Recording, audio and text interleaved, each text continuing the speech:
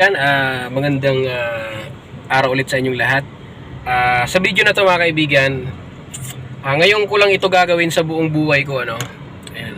So to this video, tayo ay gagawan natin ng quick review itong sasakyan na to, itong kotse na to.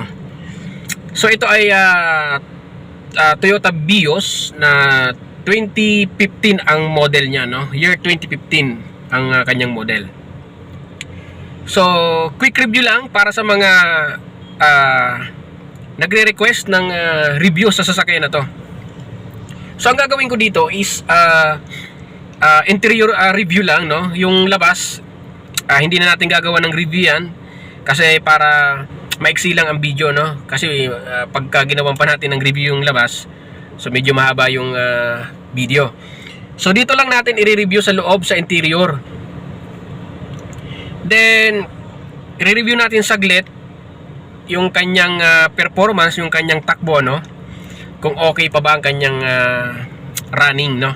Since 2015 lang tong model na to, so ilang taon na to? 15, 16, 17, 18, 19, 20, 21, 22. So, nasa 7 years na itong sasakyan na to. Okay?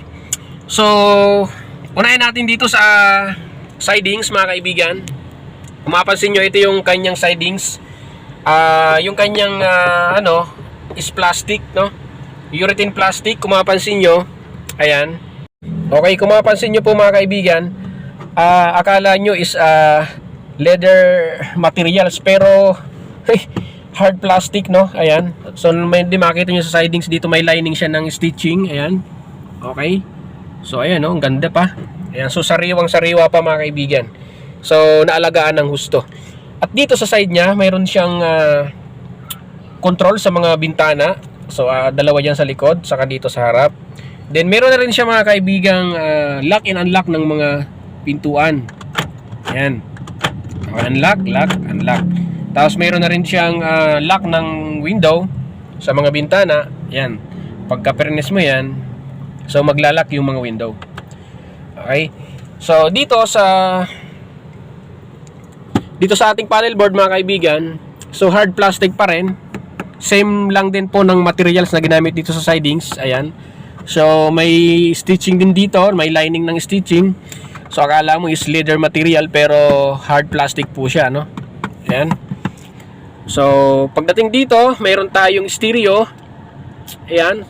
So try natin na buksan. So hindi pa siya wala pa siyang monitor na touchscreen. Pero meron siyang abang mga kaibigan.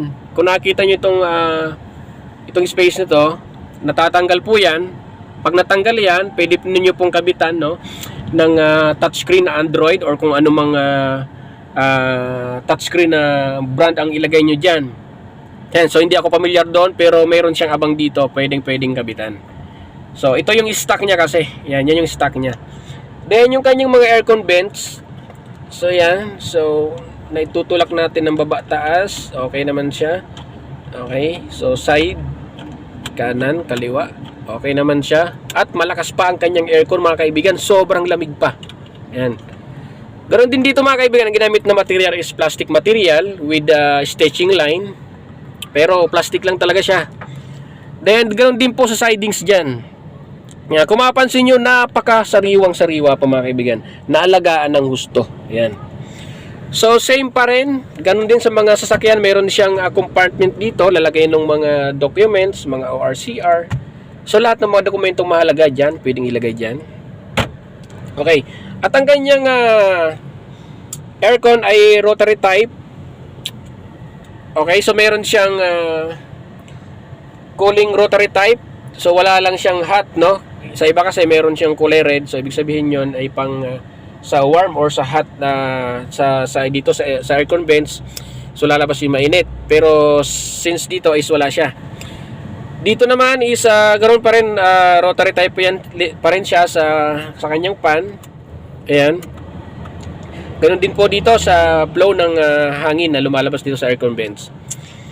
So yan, meron din siyang tawag dito, cigarette lighter, pwede yan. Ayan, pwede rin siyang gamitin para dito sa ating camera. Ayan, so insert lang natin siya dyan. So ayan, pwede yan para dyan. Ayan, gumana na mga kaibigan. Okay, so meron siyang power supply dito. Okay, so yan. Then ito syempre manual transmission.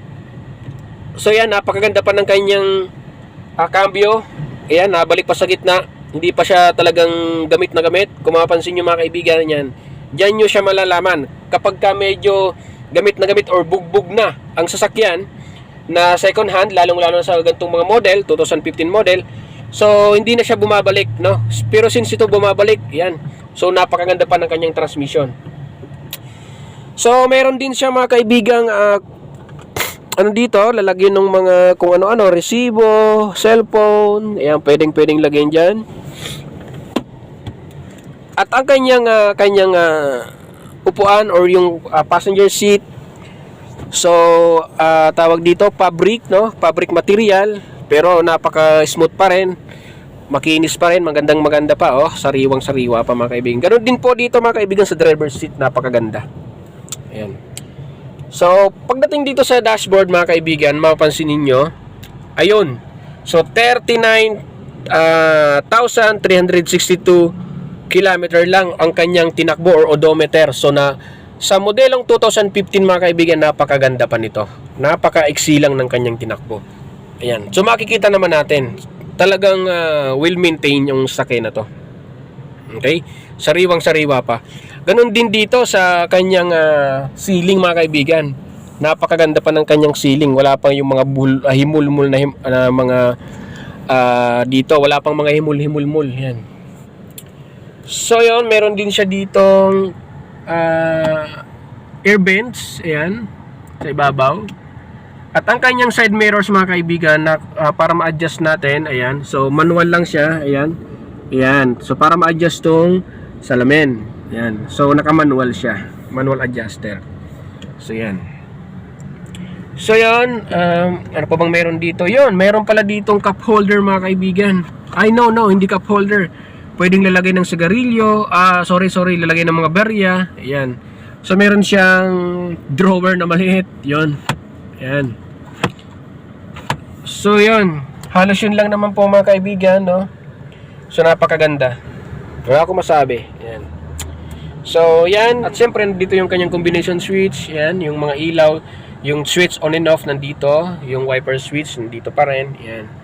Okay. So, tachometer. Working naman. Speedometer. At fuel gauge. Ayan. So, analog, no? Yung kanyang fuel gauge. So, yan. Maganda. So, mga kaibigan, ngayon, testingin natin. Patatakboy natin, mga kaibigan. So mga kaibigan, hindi ko na po na-video kanina nung ating din-drive test tong sasakay na to. Pero napakaganda pa rin mga kaibigan, napaka-smooth, walang kalampag, walang kabig yung manibela, smooth pa rin yung mga pedal, yung mga brake natin dito, smooth pa rin siya, walang delay, yung ating accelerator, yung ating clutch pedal. So napakaganda pa rin mga kaibigan, walang kaalog-alog yung mga pedal, ano. So napakaganda yung ating shifting ng mga gear dito. Yan. So napakaganda. Walang sabit mga kaibigan. Wala kang maririnig na yung parang ginagrind dito sa transmission. Napakaganda. So yun mga kaibigan, para po sa mga viewers ko at sa mga subscribers, lalong-lalo na sa mga new drivers at mga beginner, abang-abangan nyo po ang mga next video kong i-upload. Dahil marami pa tayong gagawing driving tutorial, no, in the future. Kaya subscribe mo na ako kung hindi ka pa nakasubscribe. So this is Driving with Archie at lagi pong nagpapaalala sa atin na ingat sa pagmamaneho.